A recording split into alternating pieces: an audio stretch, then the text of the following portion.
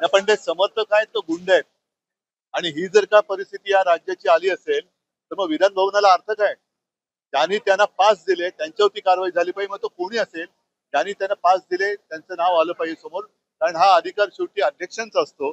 अध्यक्षांची पण दिशाभूल केली गेली का हा पण विषय आहे. मात्र अशी मारामारी आणि आमदारांना धक्काबुक्की, ही गुंडागर्दी आता विधान भवनापर्यंत पोहोचली असेल तर मग हे फार अवघड आहे. ताबडतोबीने गृहमंत्र्यांनी आणि मुख्यमंत्र्यांनी सगळे विषय सोडून या गुंडांवरती आणि त्या गुंडांच्या पोशिंद्यांवरती कडक कारवाई केलीच पाहिजे.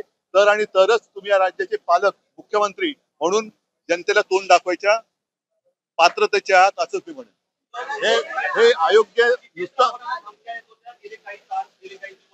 याला पण विधान भवनाच्या आवारामध्ये जर का या गोष्टी व्हायला लागल्या आणि असे जर का गुंड आणून मारामाऱ्या व्हायला लागल्या तर मग मैदानामध्ये या. ही हे सगळ्यात पवित्र असं मंदिर आहे आणि त्याच्यामध्ये मग त्यांना पास कोणी दिले इथपासून त्यांची जबाबदारी आणि त्यांच्या पोशिंद्यांवरती कारवाई झाली पाहिजे.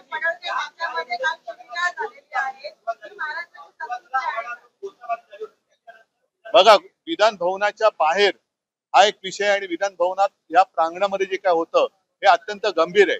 जर लोकप्रतिनिधींना अशा पद्धतीने मारहाण होत असेल किंवा धक्काबुक्की होत असेल आणि विशेष म्हणजे गुंड आत आणण्यापर्यंत पाळी जात असेल तर मग शेवटी विधान भवनाचं महत्व राहिलं काय?